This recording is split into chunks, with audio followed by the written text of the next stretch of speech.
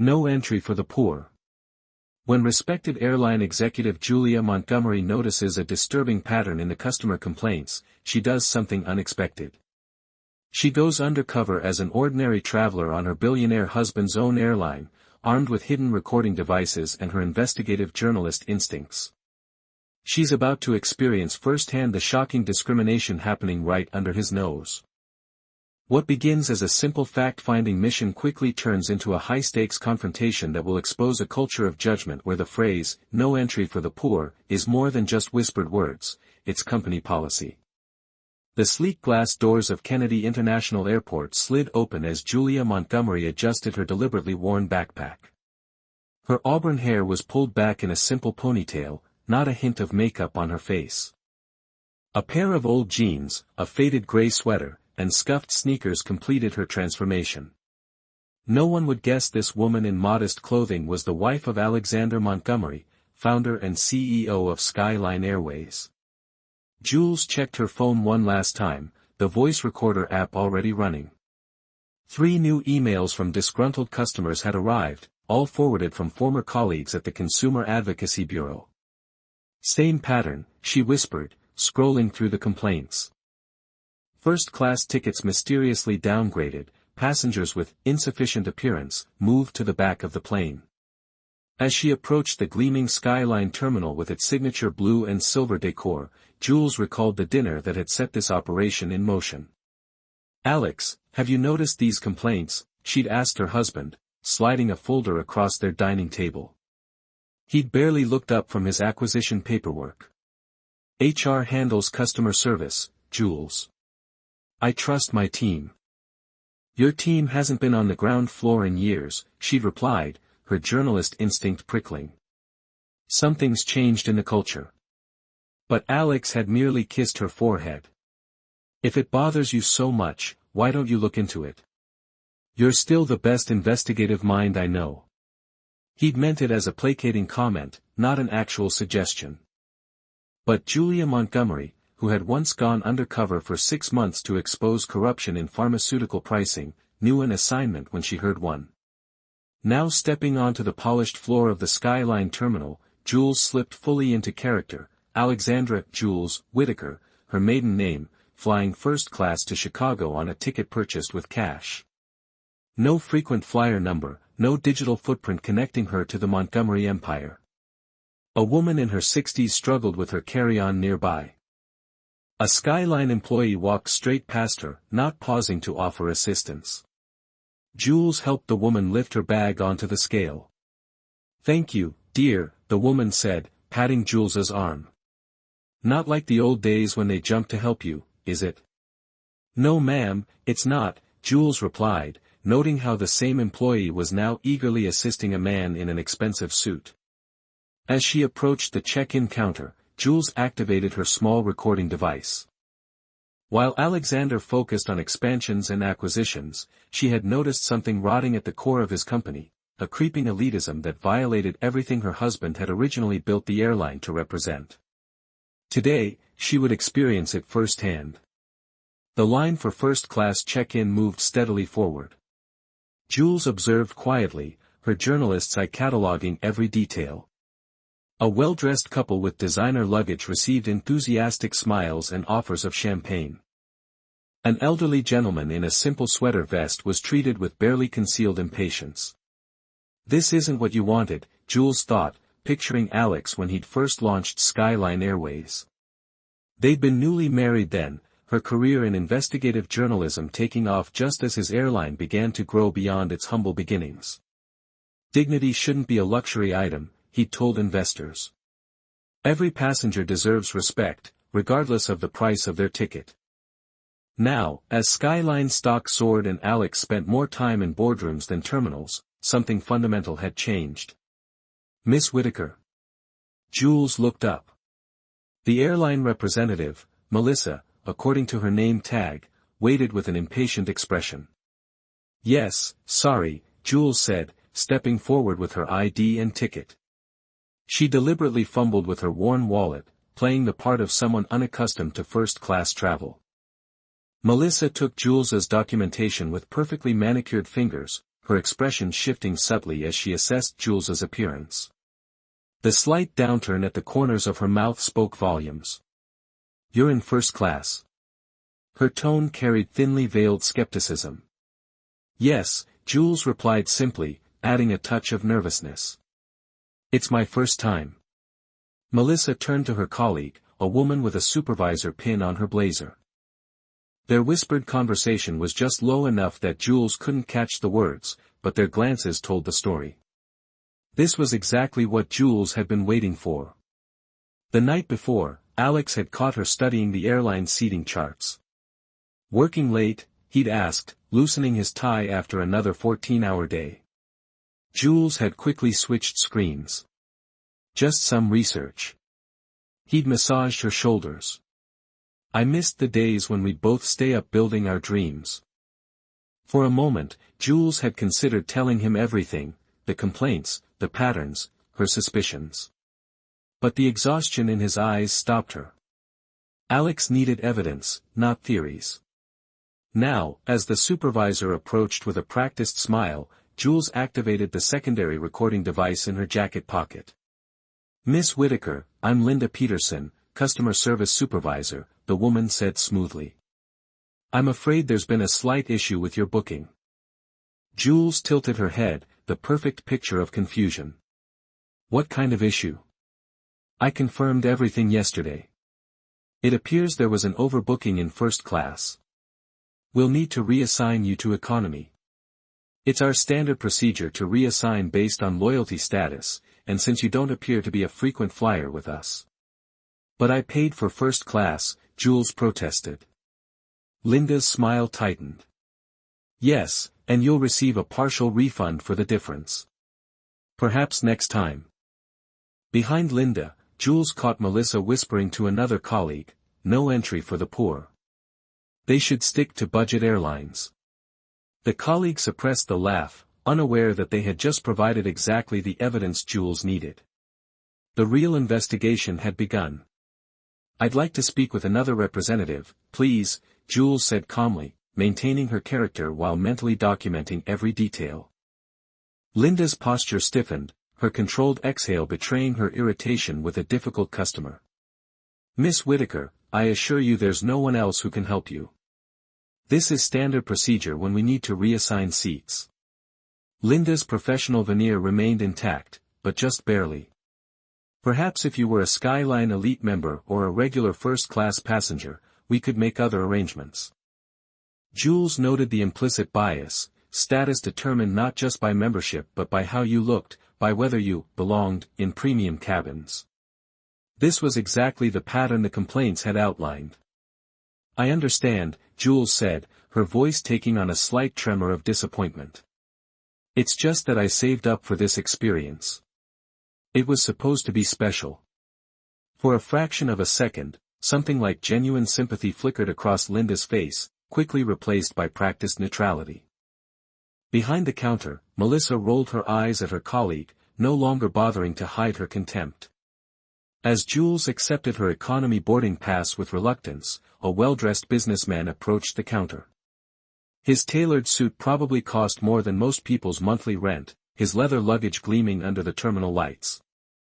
"Mr. Harrington," Linda's entire demeanor transformed, her smile reaching her eyes for the first time. "So wonderful to see you again.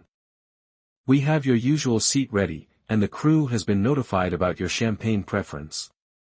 "Actually," Mr. Harrington said, "I need to change my seat. My colleague is joining last minute. Is there any possibility of upgrading him to first class as well?" "Let me see what I can do," Linda responded eagerly.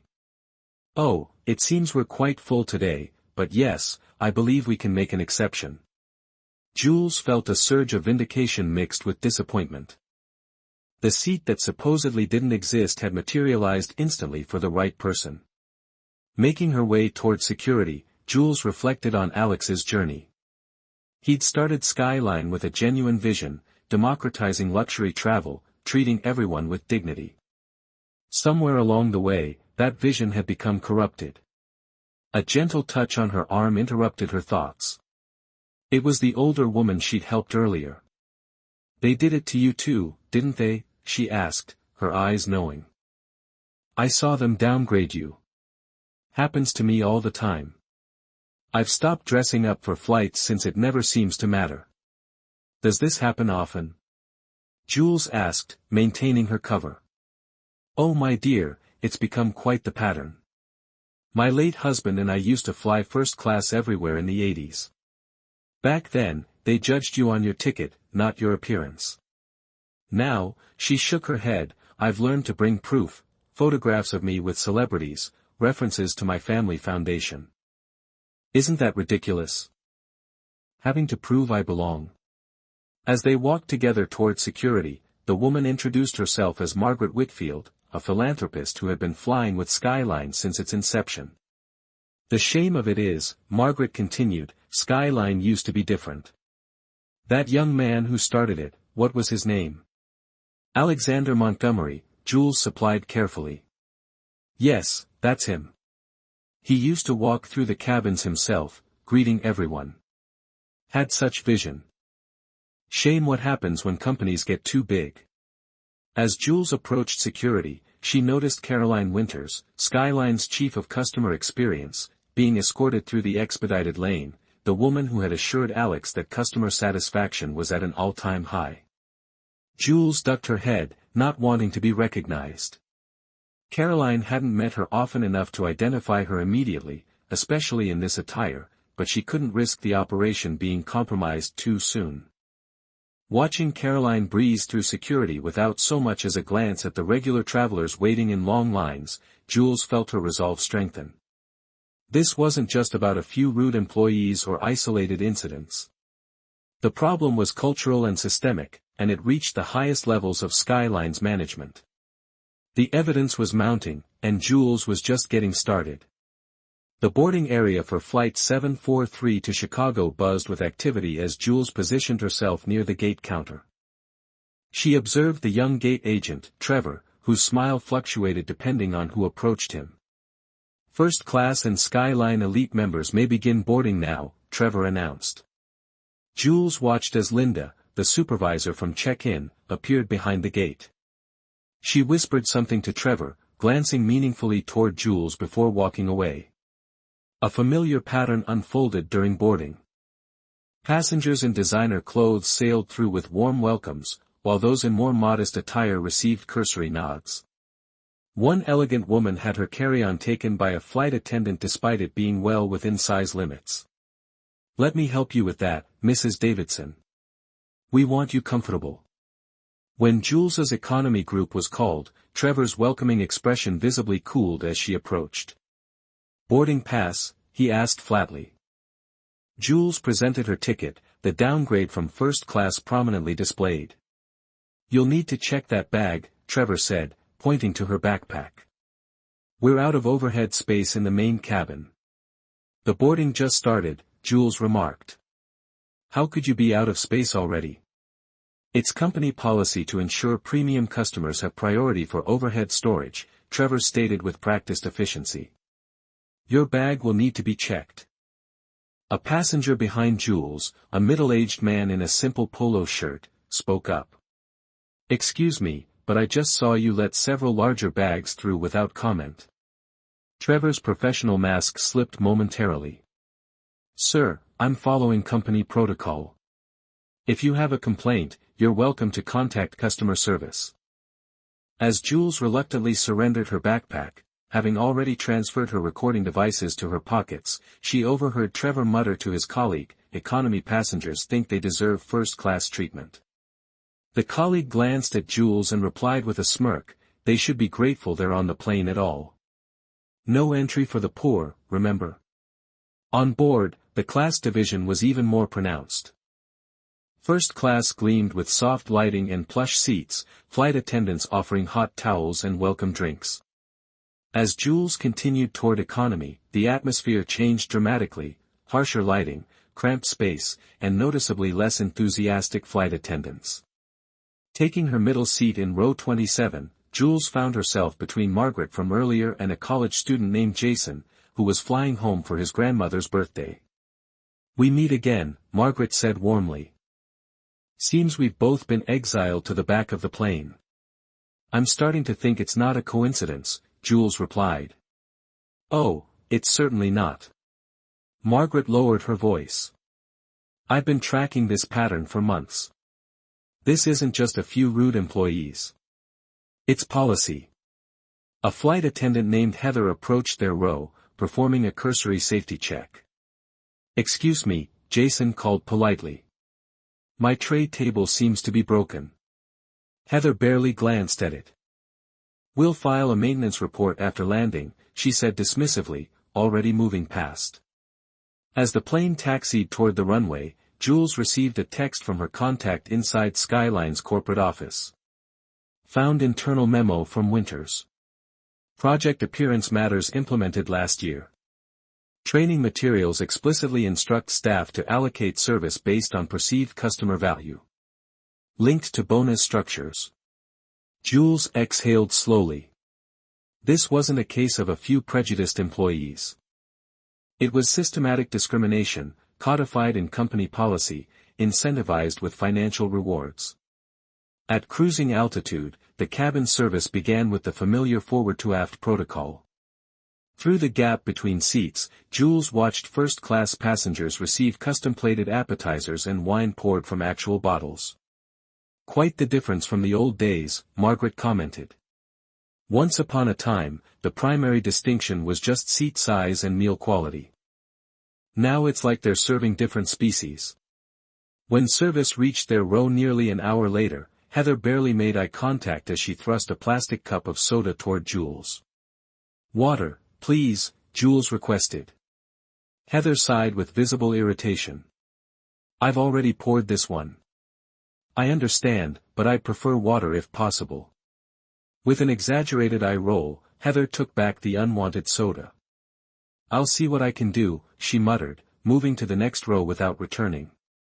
Don't hold your breath, Margaret whispered. Last month I asked for a blanket and was told they were reserved for premium passengers only, despite there being a visible stack of them. Midway through the flight, an elderly man 2 rows ahead requested assistance with his medication that had been stored in his now checked bag. The flight attendant's response was shocking in its callousness. Sir, you should have thought about that before boarding. There's nothing I can do now. The man's companion pleaded, please, it's his heart medication. We didn't expect the bag to be checked. I'll check when I have time, the attendant replied, but proceeded to spend the next 20 minutes chatting with a colleague in the galley. Jules sent a text to her assistant, need background check on Skyline flight attendant Heather Morgan, working flight 743 today. The response came minutes later, 3 formal complaints filed in last month alone, all dismissed by Caroline Winters with notation, adherence to PAM protocols justified response. Also, bonus structure shows she's received Premium Service Excellence Award twice this quarter. This confirmed Jules's suspicions. Not only were these discriminatory behaviors tolerated, they were rewarded. An hour before landing, Jules pressed her call button. After 5 minutes with no response despite flight attendants passing by multiple times, she pressed it again. Heather finally approached, irritation evident in every movement. Yes, she asked curtly. I was wondering if I could get a cup of water, Jules said pleasantly. I asked earlier but never received it. We're preparing for landing service. You'll have to wait. Yet across the aisle, a passenger in a business suit had his call button answered immediately, receiving not just water but a fresh cocktail with a smile. As Jules documented this exchange, Jason noticed her detailed note-taking. You're really recording all this, aren't you? He asked quietly. Are you with the FAA or some kind of undercover reviewer? Before Jules could respond, Margaret leaned in. Whatever she is, I hope she's someone who can finally make changes around here. I've been collecting my own evidence for months. As the plane began its descent, Jules received an urgent message that made her freeze. Your identity compromised. Caroline Winters is on your flight, seated 2A. She was shown your boarding pass by gate agent. She knows Alexandra Whitaker is fake name. Expect confrontation upon landing. Jules's mind raced. Her cover was blown, but perhaps that could work to her advantage. The original plan had been to compile evidence and present it to Alexander privately, but now circumstances had changed.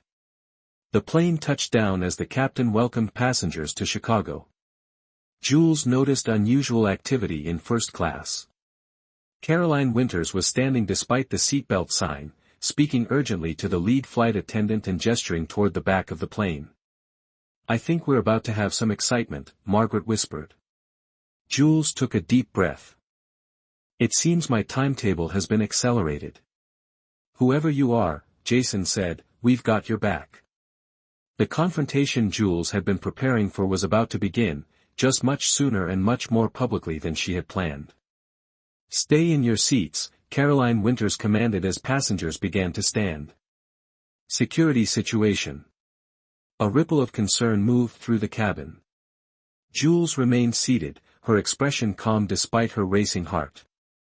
Caroline reached row 27, her perfectly coiffed blonde hair and designer suit marking her as distinctly out of place in economy. Her eyes locked onto Jules with cold recognition. "You," she said, voice tight with controlled fury.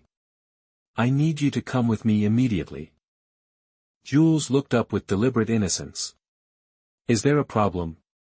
"Identity fraud is a federal offense," Caroline announced loudly. "Attempting to fly under a false name." "My ID matched my boarding pass," Jules interrupted calmly. "The name is legally mine, Alexandra Jules Whitaker. No fraud involved." Caroline's eyes narrowed. "You deliberately misrepresented yourself. Security will escort you for questioning." Around them, passengers were murmuring in confusion. Several raised phones, recording the confrontation. "Ms. Winters," Jules said clearly, "I've been recording since I entered the terminal this morning. Every interaction, every comment, every example of Skyline's Project Appearance Matters directive in action." Caroline blanched visibly. "I don't know what you're talking about." "Don't you?" Jules stood slowly. "The internal policy instructing staff to judge customers by their appearance. The directive to prioritize service to passengers who look the part of premium travelers. The bonus structure rewarding employees who maintain class distinctions." The lead flight attendant took a half step back, her eyes widening in recognition. "Who are you?" Caroline demanded, though her tone suggested she already suspected. Jules straightened to her full height. "My name is Julia Montgomery." "And yes, that Montgomery. I believe you know my husband, Alexander, the founder and CEO of Skyline Airways." A collective gasp rippled through the cabin, followed by the unmistakable sound of smartphones capturing the moment. "Mrs. Montgomery," the lead flight attendant stammered. "We had no idea." "That was rather the point," Jules replied. "I wanted to experience what ordinary customers experience. And what I found was shameful." Caroline attempted to regain control. "This is an internal company matter. We should discuss this privately." "No," Jules said firmly. "Discrimination shouldn't be hidden behind closed doors. Every passenger deserves to know how they are being judged based on appearance." Margaret stood beside Jules. "I've been documenting the same patterns for months. Downgraded despite paid first-class tickets, ignored by staff, treated as less than human because I don't look wealthy enough." Jason added, "They made my grandmother check her medical equipment because she was wearing simple clothes. She's a retired surgeon who's flown over 1,000,000 miles with Skyline." Other passengers began calling out similar experiences, the dam of silence broken. A flight attendant in the back stepped forward. "It's true," she said, her voice trembling. "We were told to categorize passengers by appearance. Service allocation based on visual value assessment, they called it. I hated it, but I needed this job." Caroline turned on her, furiously. "Jennifer, that's enough." But Jennifer continued, "They track our premium service ratio, how much time we give to well-dressed passengers versus others. If the ratio is too balanced, we get reprimanded." Jules addressed the cabin. My investigation isn't aimed at punishing employees. This is about systems that corrupt good people by incentivizing the wrong behaviors. She turned to Caroline, who was now visibly seething. Ms. Winters, I believe my husband will want a full report on how his company's founding principles have been undermined. The passengers erupted in applause, smartphones still recording. Jules knew the footage would be online before they even deplaned. Now, Jules said, her tone softening, I suggest we allow these passengers to deplane.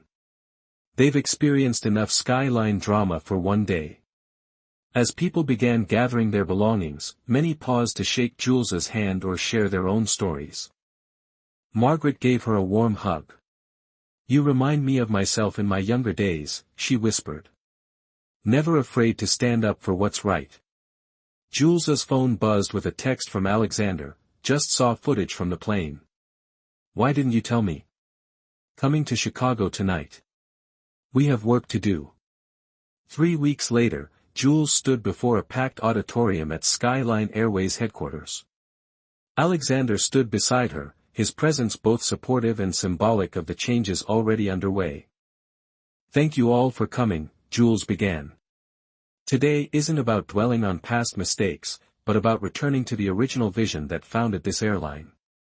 On the screen behind her, the original Skyline mission statement appeared, to provide dignity in travel for all passengers, regardless of ticket class or personal background.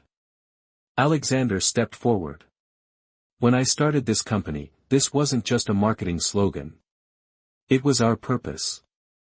Somewhere along the way, we lost sight of that. I take responsibility for becoming disconnected from our daily operations. Jules gestured to Margaret Whitfield and Jennifer, the flight attendant who had spoken up. These women have agreed to help us rebuild our culture. Margaret described her new role heading the Passenger Dignity Committee, a group of diverse frequent flyers who would provide regular feedback on their experiences. Jennifer nervously approached the microphone. 3 weeks ago, I was terrified I'd lose my job for speaking up. Instead, I've been asked to help train staff on the new service protocols. Jules returned to center stage. We've eliminated the discriminatory policies. The Project Appearance Matters directive has been terminated, along with the bonus structures that rewarded treating some passengers better than others. She displayed the new service metrics, customer satisfaction scores that made no distinction between cabin classes, response times to call buttons that required equal attention to all sections. But policy changes are just the beginning, Jules continued. True transformation requires a cultural shift. Alexander rejoined her. That's why we're implementing comprehensive retraining for all customer-facing staff, not to teach you to treat everyone equally, I believe you already know how to do that, but to undo the conditioning that suggested otherwise. Jules noticed Caroline Winters sitting in the back row. After the Chicago incident, Caroline had expected to be fired. Instead, Alexander had given her a choice, resign or help fix the system she had corrupted. To everyone's surprise, she had chosen the latter. No one will be terminated based on past actions that followed company directives, Jules explained. Instead, we're offering everyone the chance to be part of the solution. As the presentation concluded, a senior flight attendant asked, Mrs. Montgomery, premium passengers pay more. Don't they deserve more attention? Jules nodded. Premium passengers deserve the enhanced comfort and amenities they pay for, a wider seat, better food, priority boarding. What they don't deserve is more human dignity or basic respect. The difference should be in the product, not in how we value the person. Later, Caroline approached Jules and Alexander. I owe you both an apology, she said stiffly. I convinced myself I was maximizing revenue, but I lost sight of the human cost. Everyone deserves a second chance, Jules replied thoughtfully. Even executives who make serious mistakes. As Jules and Alexander walked through the quiet terminal that evening, they paused by a photograph of Skyline's first airplane. You know what the strangest part is? Alexander said. I never noticed the changes happening. It was so gradual, each justified by revenue or efficiency. Jules squeezed his hand. That's how principles erode, not all at once, but bit by bit, until one day you're running a company you wouldn't recognize. Thank you, he said softly, for being brave enough to show me the truth. 6 months later, Jules stood at the gate of Skyline Flight 743 to Chicago, the same route where her investigation had reached its dramatic conclusion. This time, she wasn't undercover. The changes were immediately visible. The gate area had been redesigned to eliminate the visible separation between premium and economy passengers. The boarding process now moved smoothly, emphasizing courtesy rather than status. Trevor, the gate agent, was now helping an elderly gentleman with his boarding pass. When he spotted Jules, he gave a small nod. "Mrs. Montgomery, it's good to see you again." "Jules, please," she corrected gently. "How are things going with the new protocols?" "Better than I expected," Trevor replied. "There's less tension now that we're not constantly policing who belongs where." On board, Jules took her seat in row 27, the same seat from her investigation. Heather, the flight attendant who had been so dismissive before, approached with obvious discomfort. "Mrs. Montgomery, Jules," she corrected with a smile. "And please, no discomfort. We're all moving forward together." Heather's shoulders relaxed. "Thank you for that. Water today?" she asked with a small note of humor. Throughout the flight, Jules observed the changes. Call buttons were answered promptly regardless of cabin section. Flight attendants addressed passengers by name when possible, their interactions genuine rather than performative. After landing, Jules recognized Margaret Whitfield in the aisle. "Jules Montgomery, what a surprise." She gestured to the man beside her. "This is my brother Henry. I was just telling him how different Skyline feels now." "It's still a work in progress," Jules acknowledged, "but we're committed to the journey." "That's all any of us can ask," Margaret replied. "To be seen as human beings, not walking wallets. You've started something important here." Indeed, several competing airlines had announced their own dignity initiatives since Jules's investigation went public. Alexander was waiting in the terminal. "How was it?" he asked, embracing her. "Genuine progress," she replied. "Not perfect, but moving in the right direction." They walked together through O'Hare, passing another airline's gate where passengers were clearly being sorted by appearance. "There's still so much work to do," Jules observed. Alexander nodded. "But at least we've started the conversation. People are becoming more aware of dignity as a fundamental right, not a luxury item." Jules paused, watching the stream of travelers flowing through the terminal. What happened at Skyline isn't just about air travel. It's about how easily we categorize people, how quickly we decide who deserves our best selves and who doesn't, and how those judgments are almost always based on superficial things. Alexander added, "Exactly. That's why sharing these stories matters, because every time someone recognizes themselves in the struggle, either as the judged or the one judging, there's an opportunity for change." In an age where dignity sometimes seemed like a luxury reserved for the privileged few, the true revolution was remembering that it belonged to everyone, regardless of what they wore, how they looked, or where they sat on the plane. And that was a story worth telling. If this story moved you, hit subscribe and share in the comments when you've been judged by appearance. True worth isn't in clothes or status, but how we treat each other. Our generation knows substance matters more than style. Join us tomorrow for another story that might change your perspective on the world around you.